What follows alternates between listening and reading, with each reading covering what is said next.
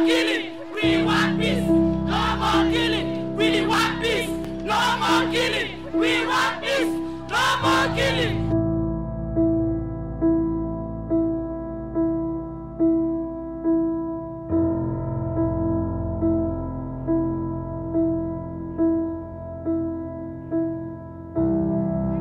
In October 2020, suspected armed separatists attacked the Mother Francisca International Bilingual Academy in Kumba, southwest region of Cameroon, killing 7 children and injuring at least 13 others.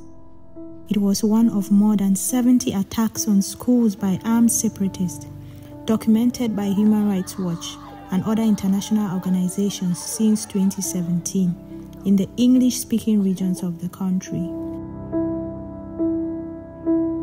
For more than 2 years, I was not teaching because about 90% of the schools in the northwest and southwest were actually shut down, especially in rural areas like the one in which I was working in Ikona. Education has been a flashpoint in the Anglophone crisis.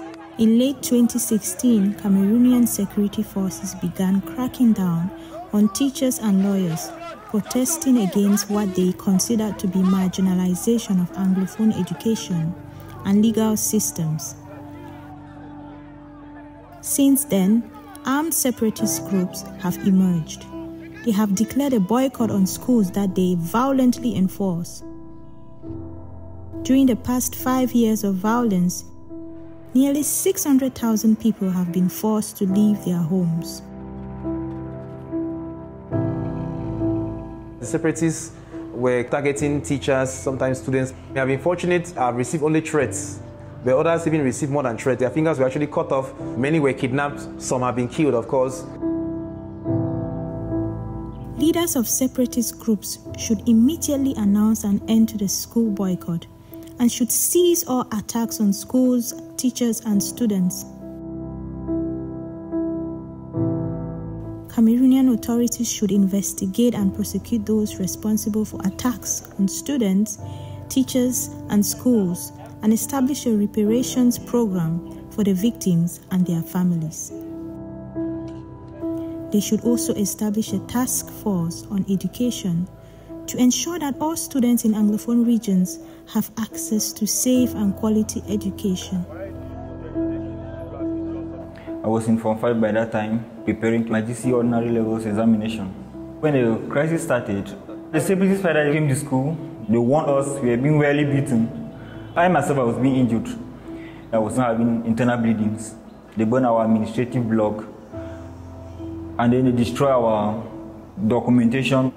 So the school have to shut down since 2016 up to today.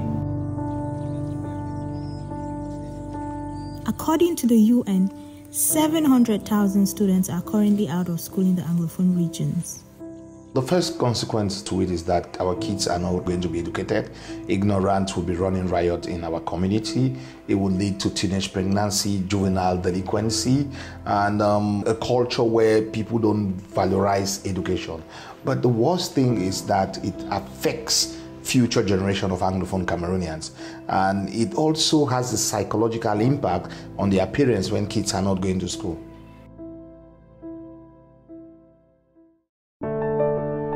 In September 2018, Cameroon endorsed the Safe Schools Declaration, an international political commitment aimed at strengthening the prevention of and response to attacks on students, teachers, schools and universities during times of violence and armed conflict.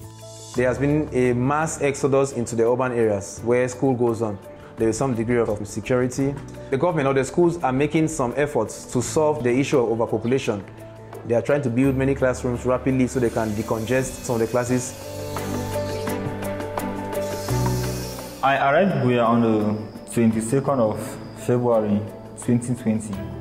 I started schooling. I'm studying sciences in school, hoping to become a medical doctor so I can better up my life and the life of my family and the people around my community, so I can save life.